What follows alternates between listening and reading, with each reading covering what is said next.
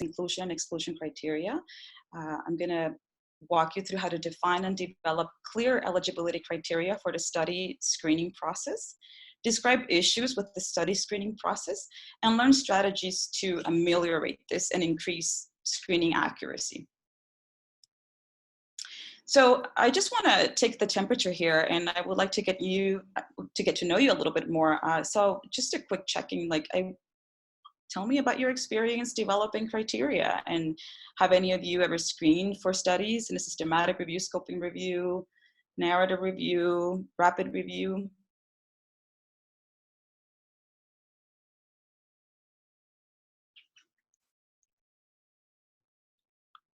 Let me see, I'm trying to see the chat, all right. Yes, okay, yes, that's right. Okay, wow. This is so exciting. I see the chat box going off. It's pretty animated right now. Okay, great. So some of these things may be completely new to you. Some of them may be a sort of a reminder, and you may know all of this. If you're in the latter category, I ask you to please to be patient with the rest of your colleagues and with me, and just sit back, relax, and enjoy the flight. So, you know, we all know this. This is typically a knowledge synthesis cycle, regardless of what type of knowledge synthesis is. This applies to most method-driven reviews. You know, you start with your topics in a very abstract way. You start with your topic selection. You select the question that you want to explore. You conceptualize and create your protocol, search for studies, and then you screen for studies. I mean, you select the studies that you want to include. And today we're going to focus on this piece right here, but it's actually pretty importantly mapped to the first point. If you take a look, if we go back and sort of take a look between conceptualizing the protocol, searching and screening for studies, a lot of people have trouble because if you think about it, when you're developing a protocol, this includes being as specific and detailed as possible. And eligibility criteria is determined there based on the question that you're trying to answer. Then when we go out and search for studies, it involves thinking abstractly about concepts, and you apply the criteria of the search strategy that we develop to many studies at once, right? We sort of cast this wide net in different databases and different information sources, and that criteria applies to many, and you're supposed to be as sensitive as possible.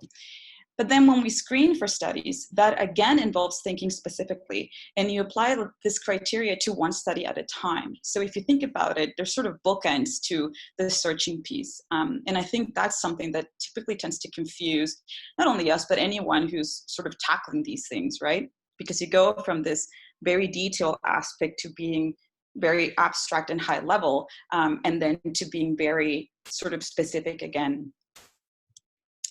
And so again, right, when we search for studies, we must be comprehensive, but we must think at a higher level. We have to operationalize concepts that are particularly fuzzy and vague. We search for minimum concepts. We do it using keywords and phrases. But none of these provide sort of the detailed context or definitions necessary to select studies via screening. Just think about that for a second. Can you imagine screening for something? And I know that some of our search strategies look so long and are so convoluted that they start to look like walls of code. However, you can't really use sort of like the same technique to select your studies when you're deciding to include them for your research or not, right? And so on the other hand, screening for studies, again, involves thinking specifically at a granular level. The decisions are made on the specific characteristics of each individual study as defined by this scope. And your eligibility criteria should mirror these characteristics. Probably a lot of these things are not new to you, but what we'll discover is that we're not granular to the level that we should be. And we also have to decide when we're screening for studies how to handle that uncertainty. And again, this has to be predetermined. We can't be sort of grappling with this. We're in the weeds of making those decisions. Not only that, when you're developing your searches, it's almost like you've conferred with your team and decided, on how to move forward, clarify definitions. But when you're screening for studies, it's almost like you're asking you and your team to share this brain and make decisions individually while not communicating to each other, and have a high reliability, you know, inter-rater reliability among all of us. If you think about it, we're actually all pretty good at applying screening. It's sort of a different word for filtering things in and out. And we do it in many different aspects of our lives, you know, like dating, coffee, technology. We're very particular about the way we want things and what we want to include or exclude. The issue is that we're not really great at communicating that in a way that we even understand ourselves or that other people understand us. So let's just, I'm going to volunteer myself here, okay? And let's just use this example. So dating, okay? So my dream man, okay? He has to be, my inclusion criteria is he has to be single, tall, because even though I am not that tall, but I like to wear high heels, he does not have to live with his parents, and he has to like coffee. And of course, my exclusion criteria, he can't be married or not single, he can't be short, he can't live with his parents, and if he doesn't like coffee, then you know that's it for me. And so, like, using this as an analogy and imagining this was a study, can you imagine if I give you this criteria, which is not that different than what we do when we screen, and say, okay, you friends, okay, use your online dating apps, okay, and like based on this, you know, go swipe right or left and find me this dream man. Like, my friends would probably would just return, you know, crying in tears or very frustrated, or thinking that they've made this amazing decisions based on this very poorly described criteria. And so they would come to me and it was like, okay, well, I found you this guy, you know, like, you know, he's single, but he's been divorced 5 times, widow 3. And I'm like, wait, no.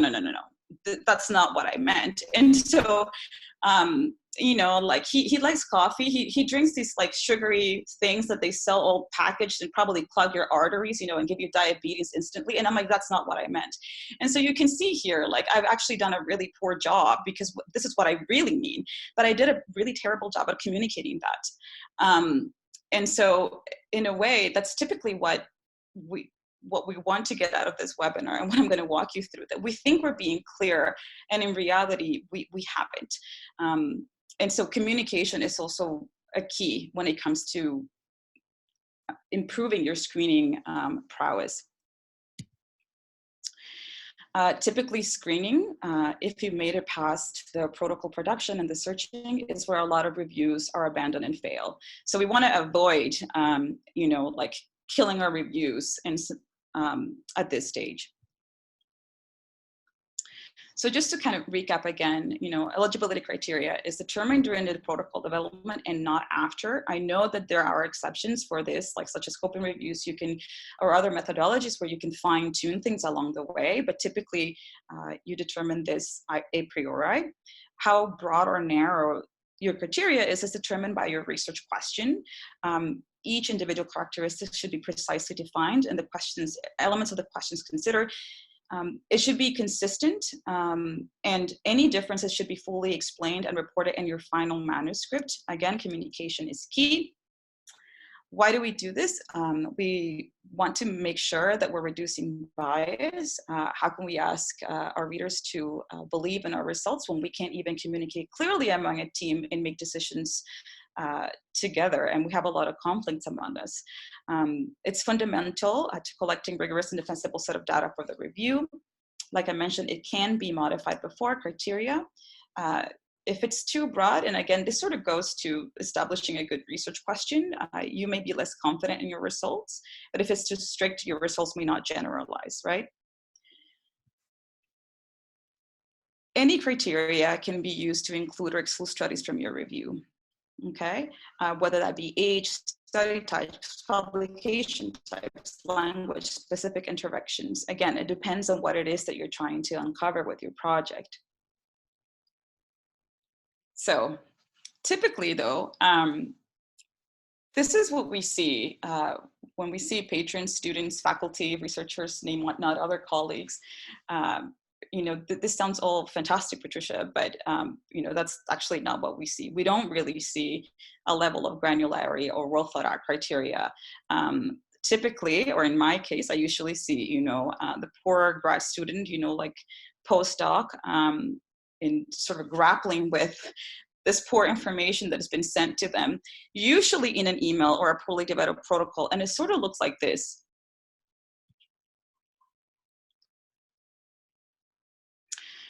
Hi team, we're ready to start screening. Remember our topic, what are the interventions being used to ameliorate occupational burnout in early career researchers in health sciences? Oh yeah, by the way, our criteria is early career researchers in the health sciences, occupational burnout or work stress, peer-reviewed primary research studies, articles in English and French. Thank you, Dr. Darth Vader. So, if we kind of like try to put this in a table and contextualize or try to be a little bit clear about what Dr. Vader said to us, this is what his inclusion and exclusion criteria would look like. So is there anything, so these are some of the things that I would flag. There are a lot, I'm gonna go back to that slide. So I just wanted to take a look at it. What would you flag at this point? Is there anything that you would flag? Because there's a lot of things that I actually would flag. I would be like, okay, that's great, Dr. Vader, but like there are some things that are unclear to me and I can't ascertain just by looking at a certain information under an article. Who are these early career researchers? Like, is it just grad students? What do you mean by occupational stress? So if it's academic stress and I work in academia, but I'm also a student, that doesn't count. What do you mean by health sciences? Does vet medicine count? Does it not? Like where's the cutoff point from my population? What do you mean by not primary articles or reviews? Like, so you can see where I'm going with this. I wonder if like it will be nice to hear some people talk. So I'm curious to know what other people would flag when it comes to this, or any other thoughts that you have going on right now. So feel free to put your question in the chat box. It was pretty lively there for a minute, so I apologize if I missed any. Or to unmute yourself to ask a question. I'm just taking a look at all your questions in the chat box. Wow, like, and I appreciate, yes, that, okay, so you like the Star Wars comment, but yeah, please unmute yourself. It's fun to hear other people, and I welcome it. Yes. So this is Katie Paxley from NSHA. I think it came out in the chat box. The one that really stuck out to me was like early career. So I suppose I would be an early career researcher in health sciences because I've been working in health sciences for a very short time, but I've been working in libraries forever. So if I'm now considered within that umbrella, working on a research group, what does that mean for the prior experience in different areas? Or is it a recent grad? Or, what are you considering early in that case? And how do you define that? And then, we've all done this with the studies and metadata and stuff. Like, how is that defined by various other researchers? It's not like a criteria like age that we can define or categorize. So when you're looking at other research, what do you include or you exclude? Great. Well, that's fantastic. And in everything that I'm reading and everything that you said, that's exactly right. Like, these are all burning questions. And guess what? We have our absolute right and to have them clarified, and they should be clarified. So I would take all of these questions and go to our PI Vader and say, we need to meet as a team and discuss this, and you need to provide me with very specific definitions, right? So everything that you've said it's true. So it's not really about like getting stuck on like the specifics of that, like, but you're absolutely right. What's the date range? Is there a definition? Like, how are you measuring experience? So all of your questions are valid. Now, again, I bring this up because can you imagine having these questions when you're actually sitting in front of whatever screening software solution you're doing, or in your piece of paper or your EndNote library, however you're screening, and having these questions and not knowing what to do, not having clarity about them, which is, as you know, typically what happens. Okay, so Patricia, yes. This is Robin. Yeah. There was a question just earlier that maybe you're going to address, but I want to make sure it's noted, about whether the inclusion and exclusion criteria are opposites of each other. Are they always just phrased in that inverse, or is there a difference between them? Could you address that, or do you address it later in your presentation? Sure. Well, let me just go back. My presentation is skipping. In reality, the term is eligibility criteria, right? You make a set of criteria based on what is it that you're going to include studies with. And so it's some of these measures, for lack of a better word, are very black or white, right? English or French. Yes, it's like yes or no. But in some cases, there's a range. And so there's a cutoff, right? Typically, you should have, and so because there is a range, and so I do address this a little bit later, but I'll answer it now. Remember, we try to think of these things as if they are exact science, but they're not. A lot of the methods that go into knowledge syntheses is to try to ameliorate the bias that is already sort of impregnated in them because humans complete it. If you think about it, starting from the search, and especially at the screening level, is when a lot of bias can be introduced for many different reasons. We're not machines, we're not robots. The interpretation of what someone says, primary research versus someone else's, or exactly that, right? So, or measures where like, well, I'm only going to take into account this definition as opposed to the other. And so with that in mind, what you try to do is sort of narrow that gap in which more discrepancies can happen. And sometimes you need to be able to do it by having that pair of inclusion and exclusion, right? Like you want to be able to sort of to narrow that wandering piece. And again, it does go back to what it is that you want to find. So say that you're only interested in a certain percentage or calculation of statistics. So you would have that either as an inclusion or exclusion. So you would look for that. Does that make sense? Did that answer your question? I can come back to that later as well. I don't know if we asked a question. Let me just go back to the chat box. That was a question from Emmanuel, and they said that yes, thank you. So, right, and they're not always opposites. They don't have to be opposite necessarily, but again, they just help to frame that and narrow down that gap in which all of us sort of get lost. Does that help?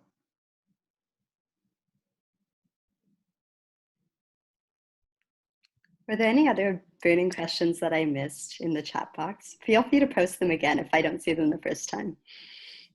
Okay, great. And I agree with Diane. Thank you, Diane. Yes. Okay, so let me just go back to this. All right. So as you know, eligibility criteria is applied in two stages. First level, examine the title and abstract, and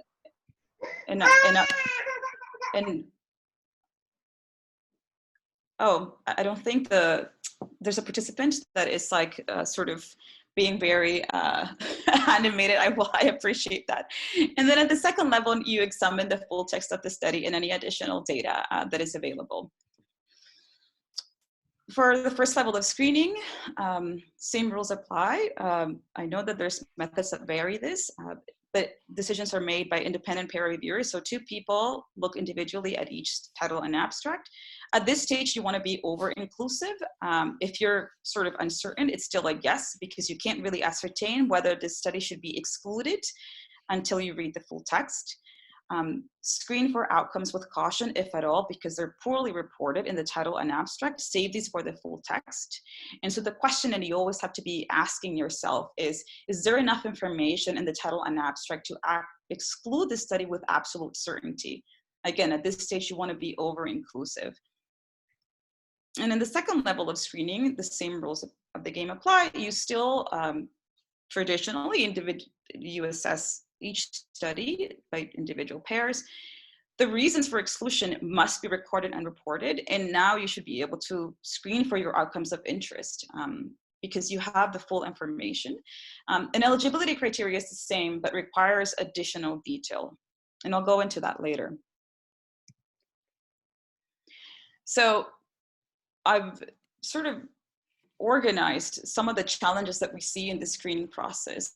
And I've divided them into external challenges and internal challenges. Some of the external challenges can weave into internal challenges as well, but there are some that are they're out of our hands, right? And I'm going to go through each of them individually. So the volume of the evidence, that's an external challenge. We can't really, control that. We can't control what's out there and what's published. Some topics will just inevitably generate more evidence than others. Yes, it depends a lot on how we refine our question. But say that this is the question that we want to explore. There's no way that we, can sort of dictate how much evidence is out there.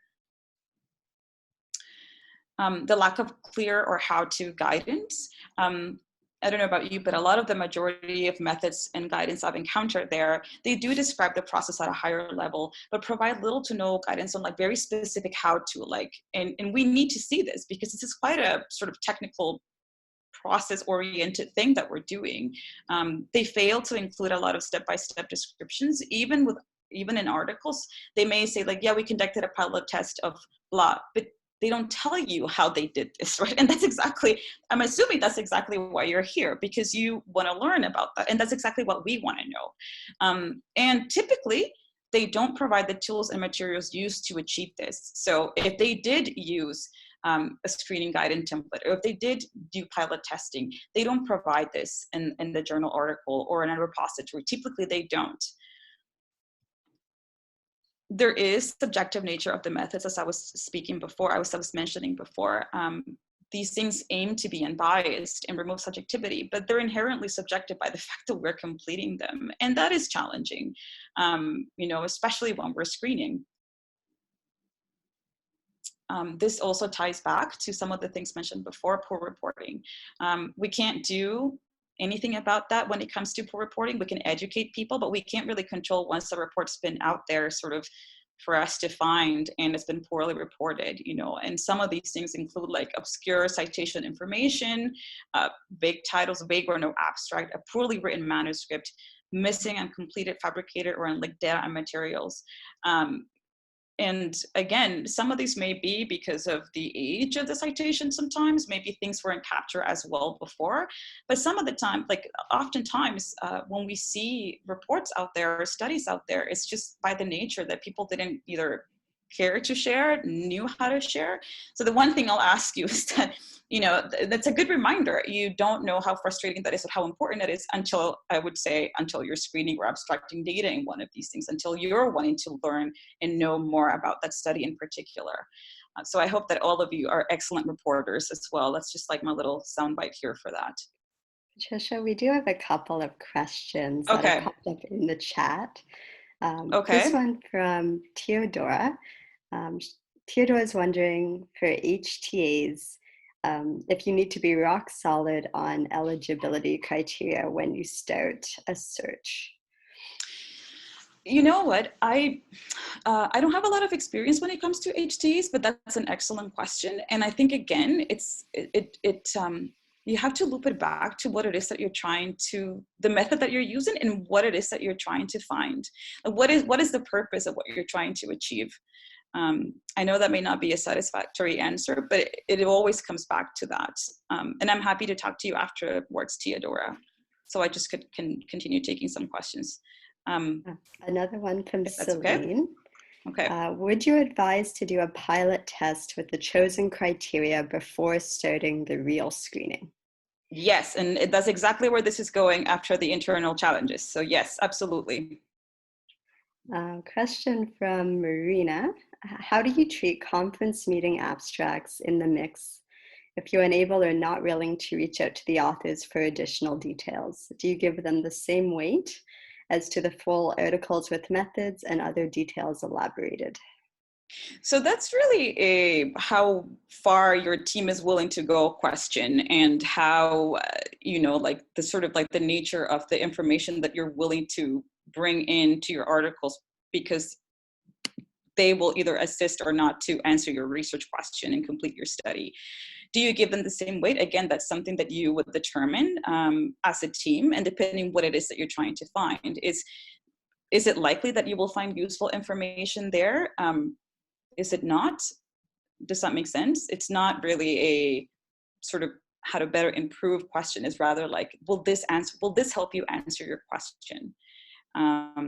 If you're not willing to reach out to the authors for additional detail, that's just, like that's sort of a limitation right there. But again, and I also understand that visibility is important, and so what everyone is able or willing to do matters, as long as we're transparent about that, right, when we report our manuscript. Any more questions? Not at this time. Okay, so thanks for the questions. All right, so some internal challenges. This is a huge one that I'm sure you see all the time. I see it all the time. It's like, well, we have distiller, covenants, rain, R2D2, whatever, and I'm screening should go beautifully now. Like, forget it, I should be done in 3 days. Well, no, because technology may streamline workflow, but doesn't account for governance.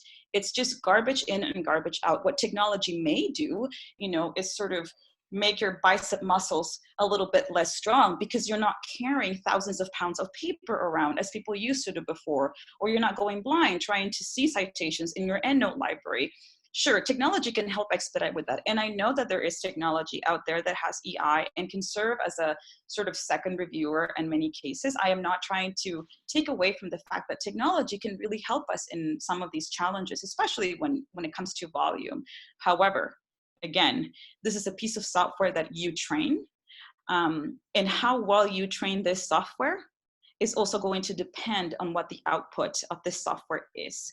If you don't know what you're doing, if you don't have agreement among your team, it doesn't matter. Think about the dating again. You're just gonna send me in a lot of crappy dates, okay? And I'm going to resent it later, as will the rest of the team. The other thing that I've also seen is there's some software out there that sort of sorts article by relevance, and that starts to give reviewers a heavy foot. So if you know a lot of the, if you're sorted by relevance, you're like, okay, so you start sort of like, and it's human nature, right? Like we start to like, yes, include. And so we stop paying attention to what it is that we're actually including, weeding in or weeding out. And automated screening, screening software solutions, they're still sort of in the stages where they're not perfect. I'm not taking away from the fact that these things are making tremendous advances and that they do have their value, but to think that they will solve a lack of methodological expertise is inaccurate. Yep. This is a team that did not do any kind of screening or pilot testing or anything. And I can tell you it was really painful to be in that review.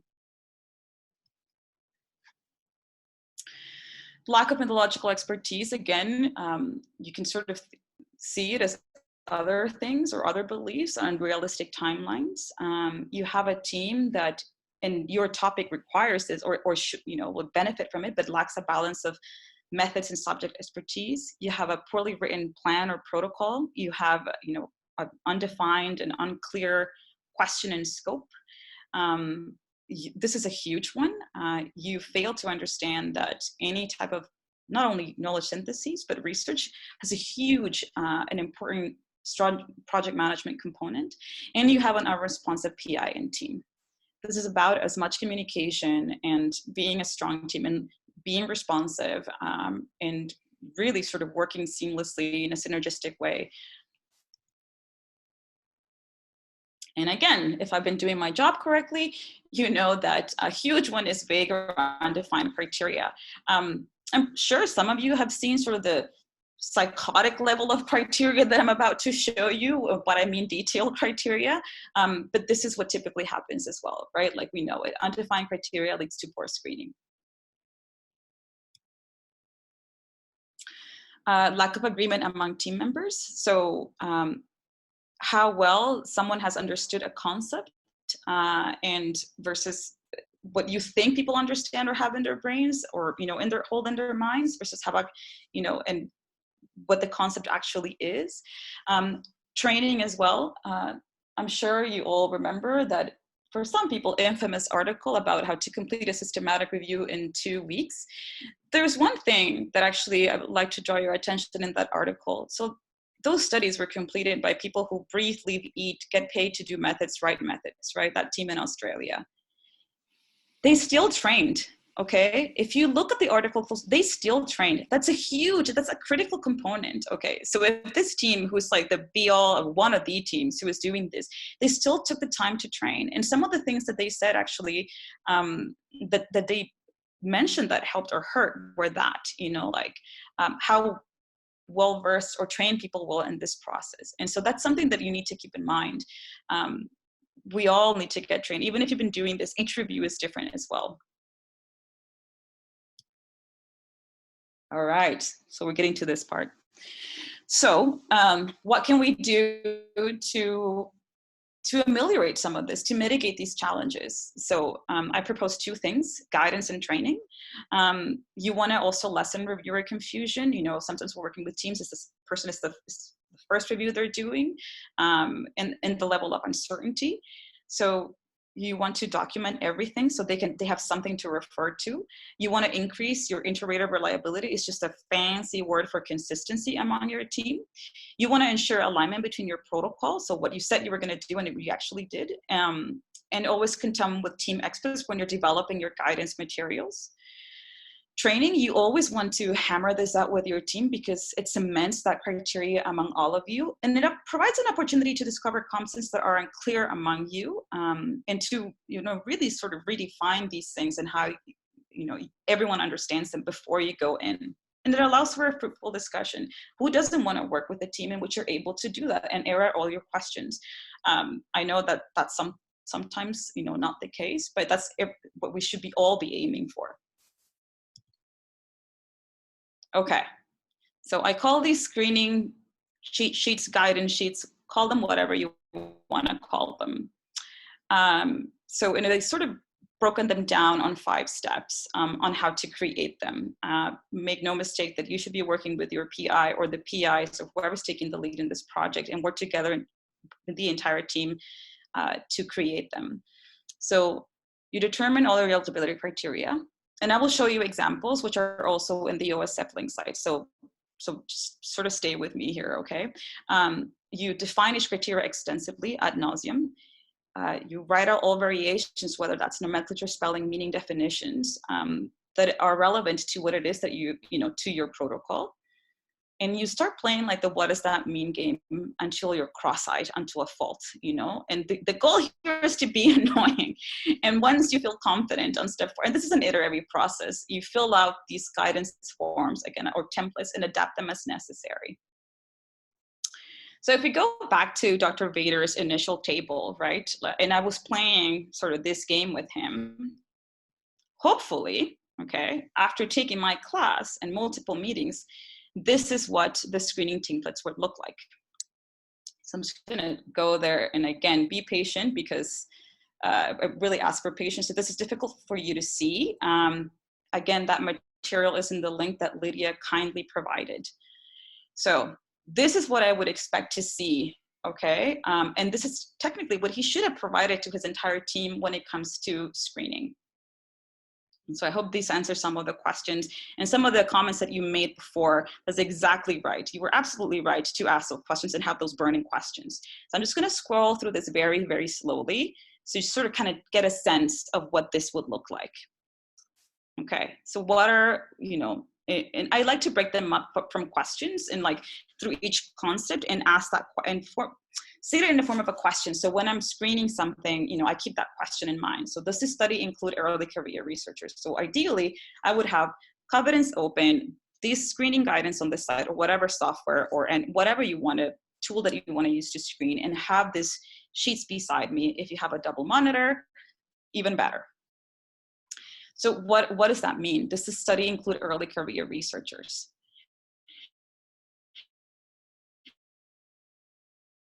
And you can see, you start not only also provide some context. So let's include them for now as research assistants. So let's include them for now. Only exclude articles that specifically report to tenured faculty. Do you see where I'm going with this? Okay, so I'm going to continue to scroll down. So that's question one, like does this include early career researchers? Does this study focus on occupational burnout?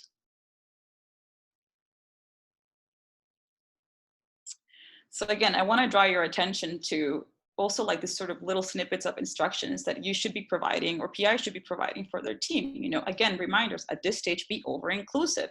If an article discusses occupational burnout or other types of burnout, include it for now, And so again, it's sort of like you want to be almost like this coach via the screening guidance to your team. Are there any questions at this point?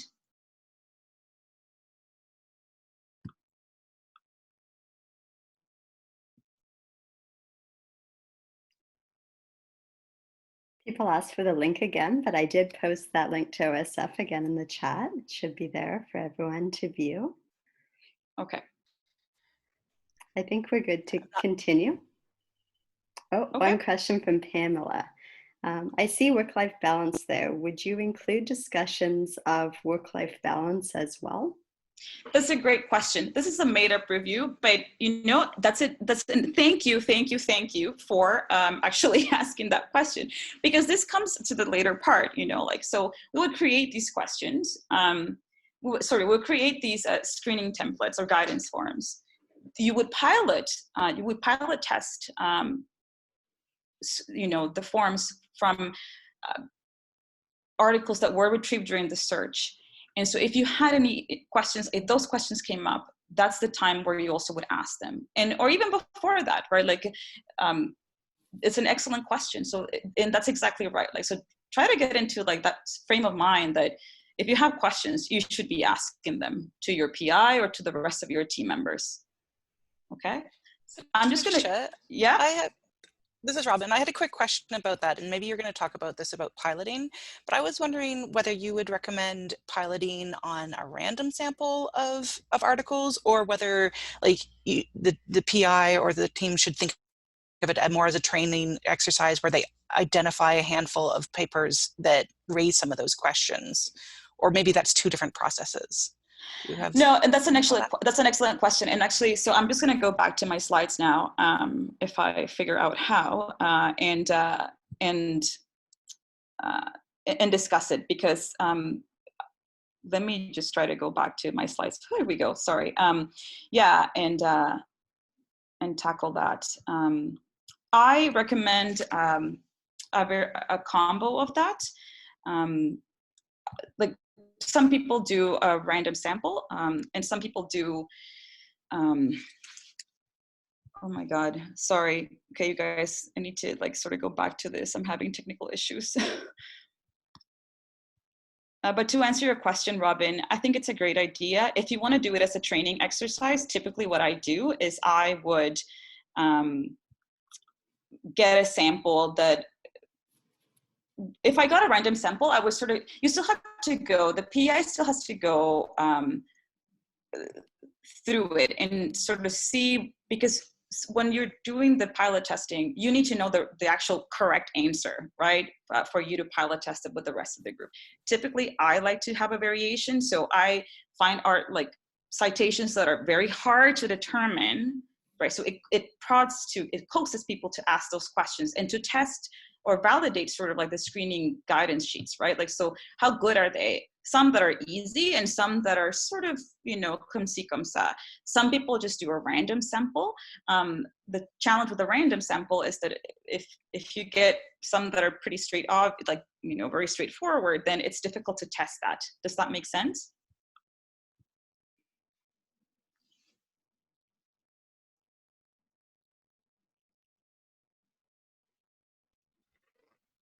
Yes, I think that makes sense, and other people are agreeing on there. Thanks, Patricia. Okay, sorry for the technology kerfuffle. All right, so here we go. So pilot testing, again, so one person in the team, going back to it and related to what I just explained to Robin, one person in the team should take the lead, usually the PI or co-PIs. Again, you select the set of articles, and this is my preference.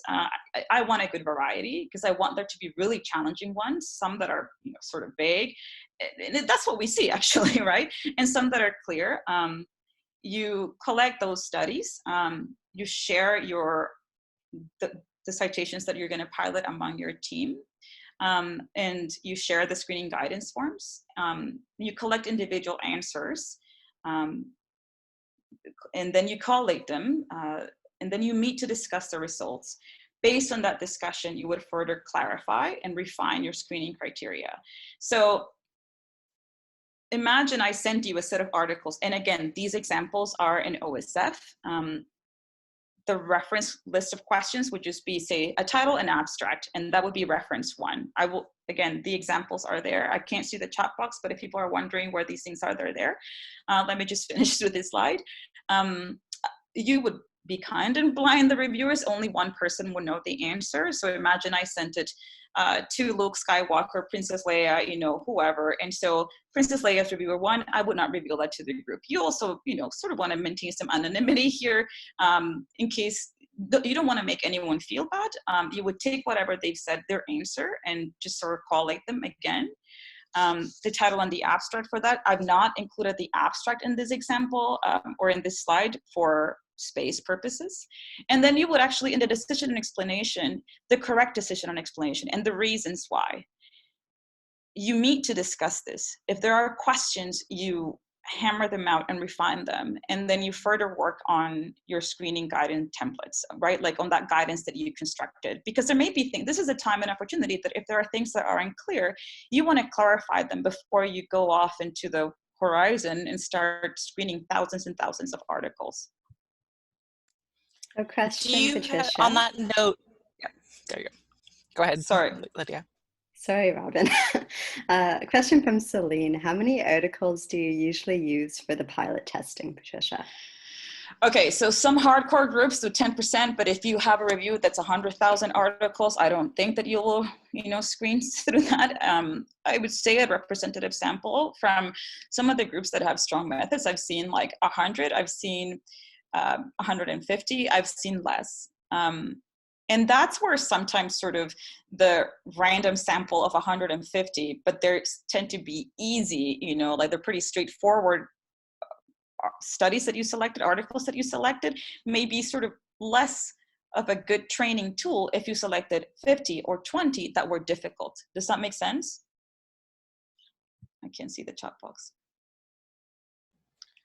That totally makes sense to me. I like that that concept of, you know, more if in order to get that representation, but if you're doing a targeted set for training, you could get away with fewer. Right. And we see that in like the training for like the Cochrane crowd and things like that. Those are good ones. Exactly. And that's the point. The point here is communication and training, right? That's exactly what it is right now. You're training each other, you know, you're training your team, you're training each other to screen better, right? Or to sort of like get to that level of agreement and understanding of what it is that you're doing. Thanks, Robin. All right. So the second level of screening it builds on your, it just builds on the first level and what it is that you're doing. You still follow the same steps. The differences are that you require additional detail. At this stage, you do have to record reasons for exclusion. So, and screening for outcomes happen at this stage. So you need to figure out and provide guidance on how you're going to do that, right? The reasons for exclusions, because you have to record a reason for exclusion. There may be multiple reasons for exclusion, or unless you're really thorough, you want to, you know, like sort of record on your own, like every reason for exclusion per article. And so I recommend, in order to ameliorate some confusion, to use a flow diagram to determine the reason for exclusion, particularly because some software solutions out there, for example, Covidence, and I'm just going to give this example. So say that you have a reason, there's several reasons for exclusion. So wrong language, wrong publication type, wrong population. If I chose, and say that an article it's the wrong population and the wrong language. If I chose wrong language and my colleague chose wrong population, automatically that would create a conflict. So it doesn't understand, and it's rightfully so, because you still need to it's prodding you, it's urging you to choose which reason for exclusion, right? So it's not a conflict about whether this article should be excluded or not. It's a conflict about which is the reason why you're excluding this. And so to ameliorate some of that, the use of a flow diagram helps a lot. And again, the second level of screening, the PI, again, the same rules apply, should take the lead and work together with the entire team. You base the guidance forms on the first level of screening, so you're never sort of subtracting, you're always adding additional detail. And you enhance it by, because now you should be screening for outcomes because you have access to them, you have the full text. You can add additional details, right? So like, is the percentage of trial participants, for example, you know, what was the response? You can look for that fine, so these fine details now. You also determine explicit steps. Say that, you know, you encounter an article that you have a question and it's not enough to exclude it, but the only person who can really answer your question will be the author of that article.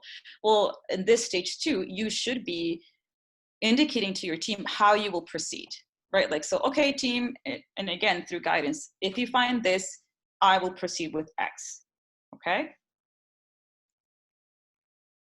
The same with languages. Say you're screening for multiple languages, but only, you know, 2 team members know that different language. You also, you know, sort of like guide your team through that. Okay, so now I'm going to show you what Dr. Vader's second level of screening criteria after taking my class would look like, and also the flow chart.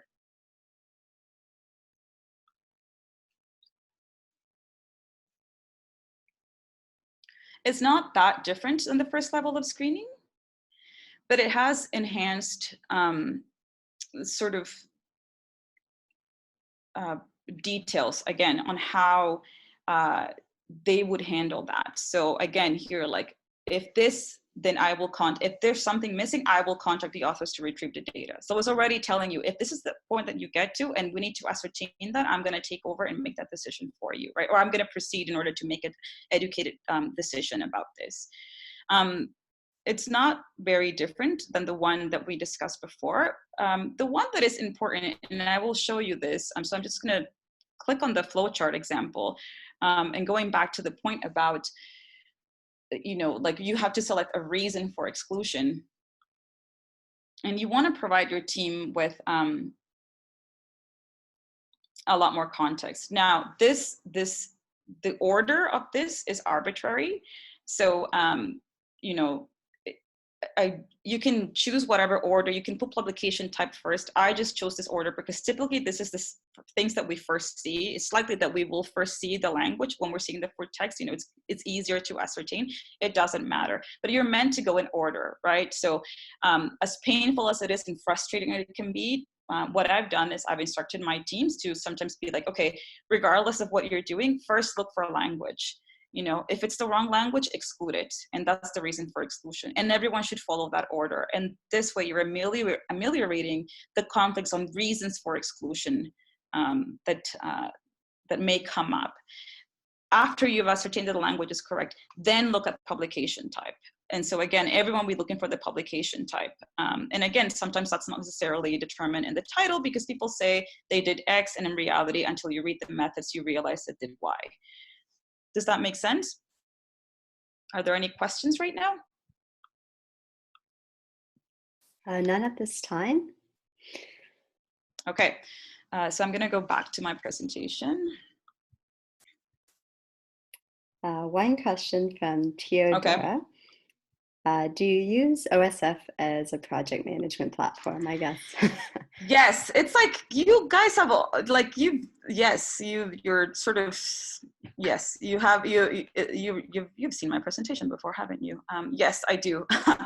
I do use it as a project management and workflow for different reasons that I will mention later.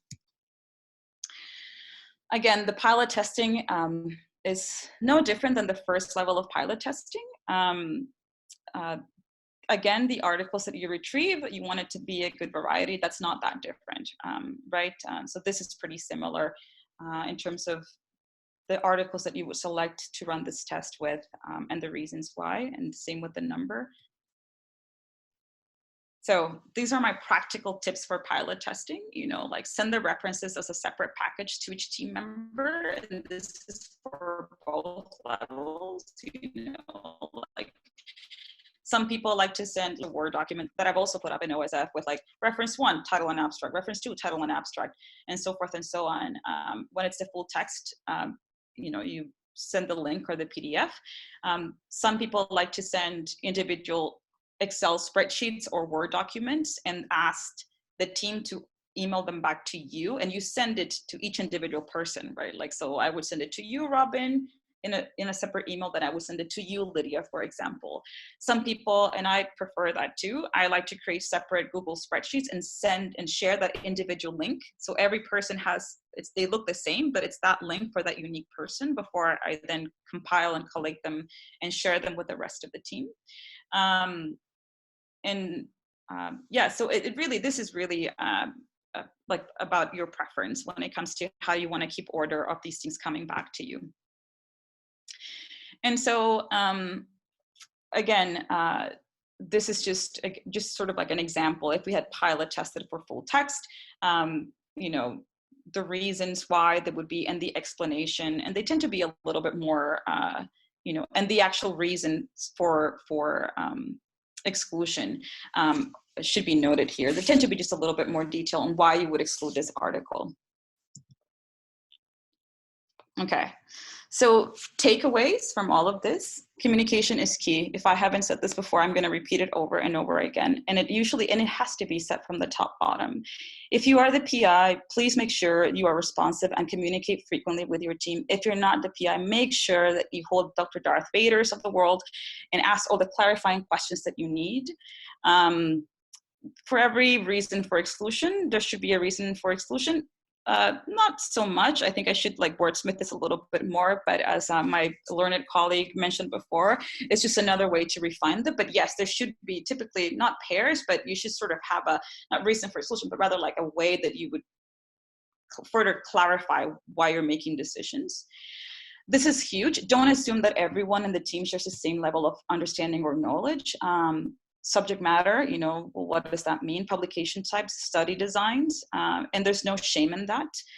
You should be articulating that and really giving people clear explanations and definitions on what that is.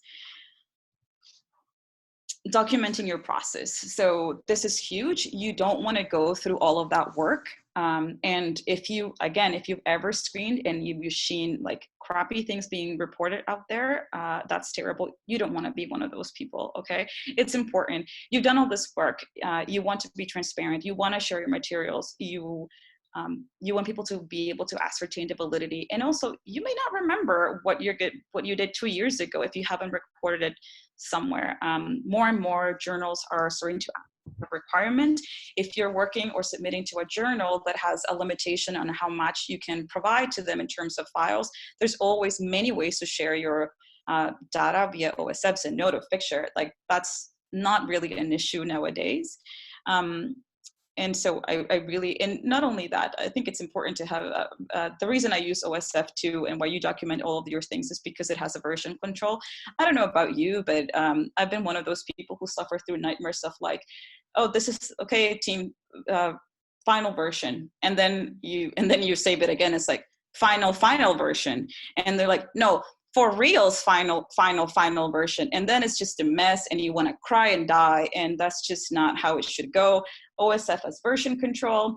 You can create a project and embargo it, so it will have the date that you created it, but it's still private. You decide what components to make private or public. It has bilateral door connectivity with other software solutions like Google Docs, Dropbox, Box.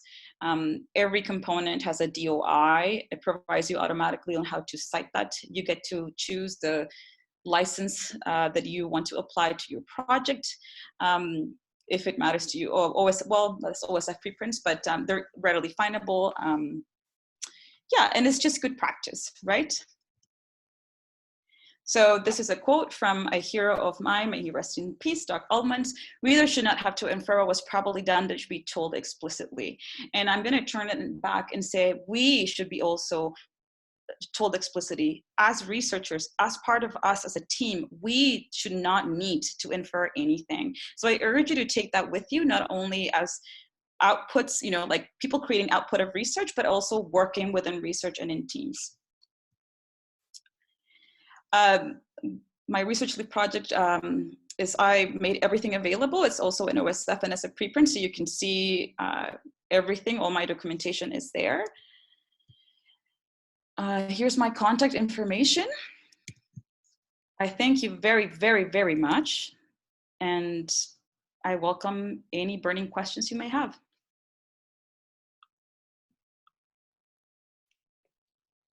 So just a reminder, you can put your questions in the chat box to the right, or unmute yourself and ask Patricia.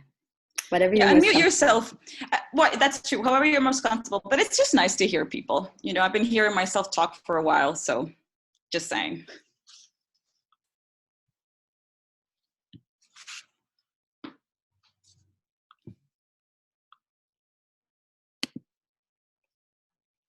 So I just made a comment earlier in the chat box regarding the criteria for early career. And okay.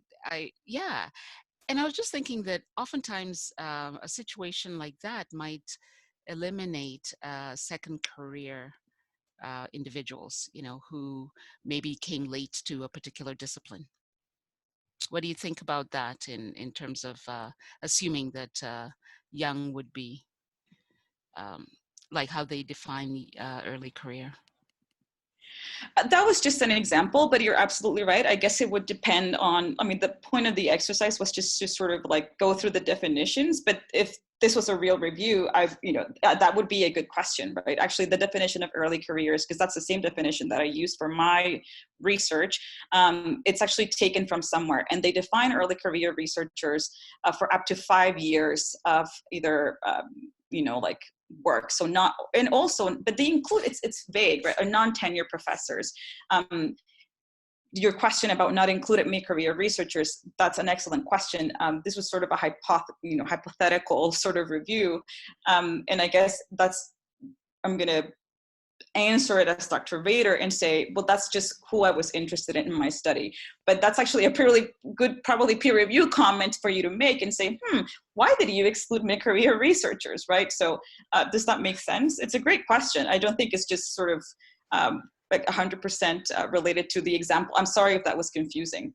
Yeah, no, I didn't mean in terms of mid-career. I meant defining early career as young, as an example. Yeah, so within the parameters of early career and how it's defined, that's basically it. Not to extend it to mid-career. Yeah, no. I mean, no, and thanks for feedback. Maybe I should go back and actually redo those screening guidance templates. Thank God OSF has version control, but no, that's a good point. Actually, can I make one point too? Just one of the points that I would want to make about that is that it's not, I think depending on the type of review that you're doing, if you were to use young in, not synonymously, but with everything else, I don't think you would exclude, because you're saying they could be young, but even if they're coming at it from as a second career, for example, you're just being more inclusive by just making sure that you have young or non-tenure, so I think you're getting two groups. If you had a Venn diagram, they could possibly fall into all of them. So I think it depends on the review that you're doing, but I don't necessarily think, depending on how you use it, it could be exclusionary for second careers if you're combining it with all the other terms, like with or, emergent, or non-tenure. So just just as a counter, that's all. Oh yeah, no, I totally agree with you. If it's an or, that's all. That would really capture it for sure. Absolutely. I totally agree. And thanks very much, Patricia, for that explanation. Appreciate it. Oh, my pleasure. So, so to be 100% transparent, I actually gave this as a workshop. So you are the converts, right? Like, I don't need to convince you why you need to do this, what good methods are.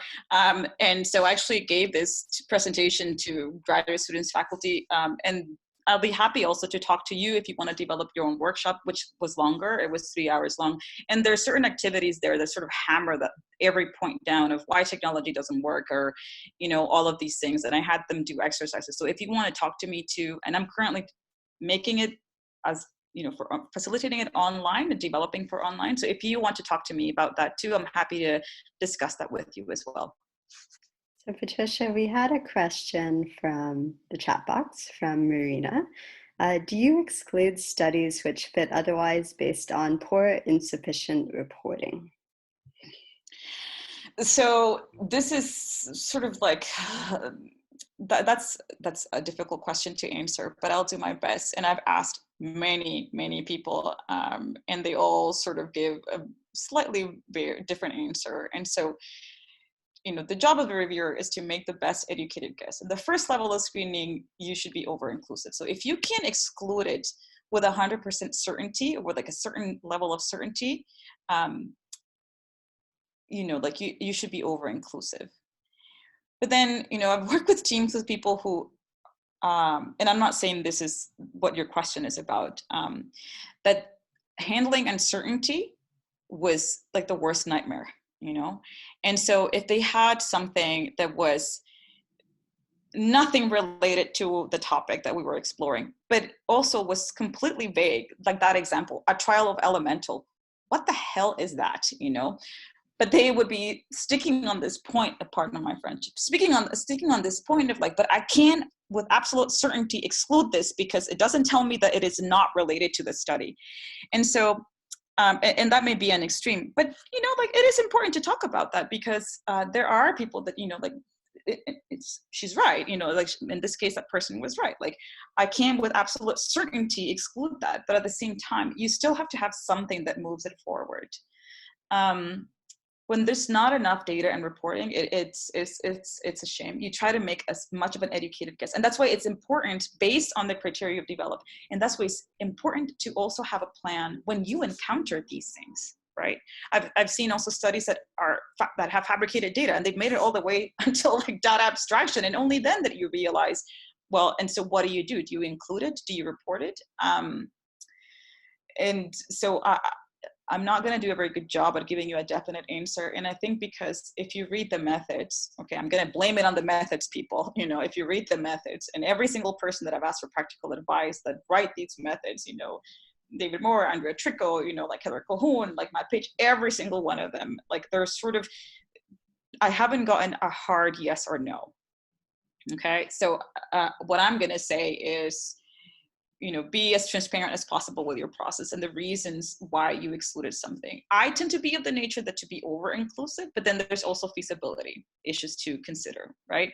And it depends on the project. It depends on the topic, right? It depends on your team. It depends on a lot of different things. It shouldn't, but it does. So a comment and a question from Jackie. Jackie says, I think it would be very difficult to create a protocol which would consider all the needed details of eligibility criteria. I think it can be assumed that there will be some manner of revisions, clarification during the screening process. Here's the question. How do you inform or discuss this issue with researchers conducting their own review? Thanks for that question, Jackie. I agree with you, but I guess what I'm the point of it is for them to not leave it until they're about to screen. We get reviewers and here's a protocol, and they're pressing on you for the search. Where's the search? What's the search? And I'm like, in reality, Dr. Vader, you could be getting ready, doing all this work when it comes to creating like pretty clear and crystal screening guidelines. Of course, it can be revised and fine-tuned at a later date. But I guess what I'm trying to say is that it shouldn't be left until the end or until later. You should get on this as much as possible. And why shouldn't you? You should have been able to be thinking about these things from the get-go. Does that make sense?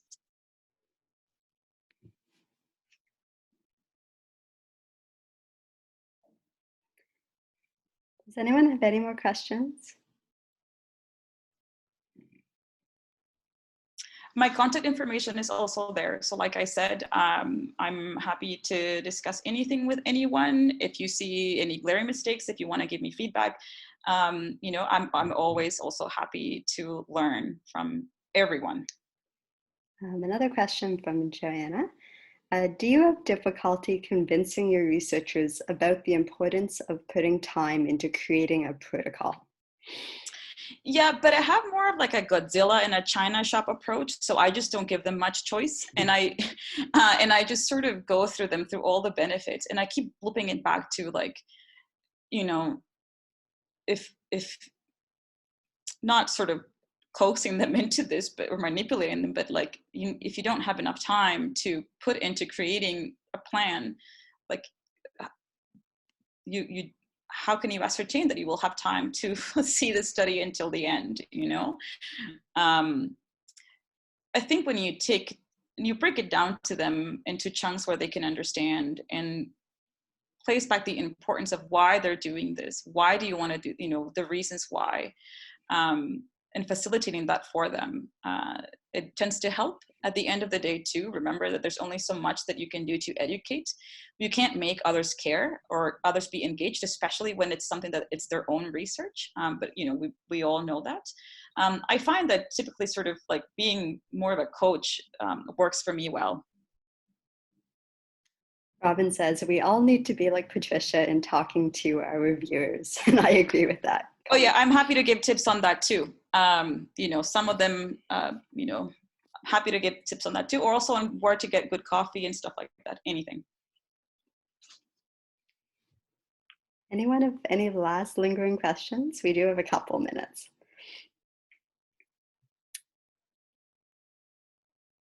I'm not seeing anyone typing. Again, feel free to unmute yourself as well. We'd like to hear your voices too. Patricia says, I think, do you use Rayan? I've used it a couple of times. I use Covidence more extensively. I've used Rayan a couple of times. I think, you know, actually this is a good question. A lot of people are like, well, like, which is better? I think that there's facts about software or about anything in life. There's facts and then there's preferences. And sometimes there's this weird line, there's this fuzzy line where like fact and pros and cons start getting fuzzy with your preferences, right? So facts, you know, pros and cons, free, paid, unpaid, good support, no, handles this, handles that. But then preferences when it comes to screening software solutions, I think that's when, and they will be different for everyone. I guess that's where I'm trying to go with, you know, like if you have funds, then a price won't be an issue. So that becomes a preference.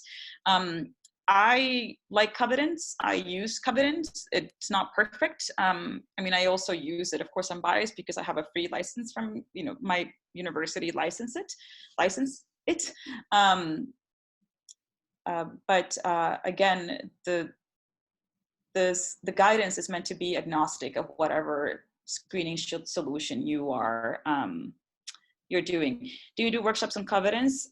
No, because again, this is not about how to learn to use a tool, and I refuse to show people how to use a tool that you know, that it's not really going to cover methodological expertise. I'm happy to give help or provide tips about fine-tuning tools that typically Covidence webinars and in our license, Covidence provides all the training and support for that, and they give plenty of webinars year-round that are free, and like people can register, and they answer all the questions.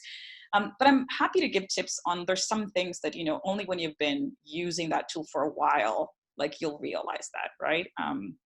So what I do in the workshop is that I have people go into Covidence and try screening without any guidance and talk about being able to convince them that won't solve anything.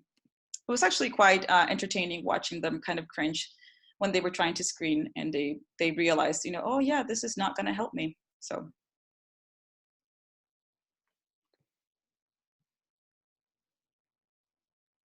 I'm trying to be patient and watching for any questions that come in, but I think it's quieted down a little bit. And Patricia has graciously gave us her contact information. So if you have any further questions, please get in touch with her. So just wanted to thank you so much, Patricia, for giving us such an engaging webinar today. We've had such a lively discussion amongst participants. A few housekeeping items before we sign off for today. So as I mentioned, this webinar was recorded. I will be sending out the link via the KSIG listserv as well as CanMedLibs either later today or tomorrow. And one more prompt, if everyone could take a minute and provide your feedback on today's webinar. I put the link in the chat box. That we would really, really appreciate it if you could let us know your feedback on today's session. I can also email it that link as well. Yes, thank you. And lastly, a big thanks to all of you who attended today's session. We had lots of participants today. And I hope you, again, all enjoyed today's session and you join us for our future events for KSIG. Thank you so much. Thanks, everyone. It was so much fun. Thank you for all your questions. I learned a lot as well. Thank you. And thank you, Lydia and Robin.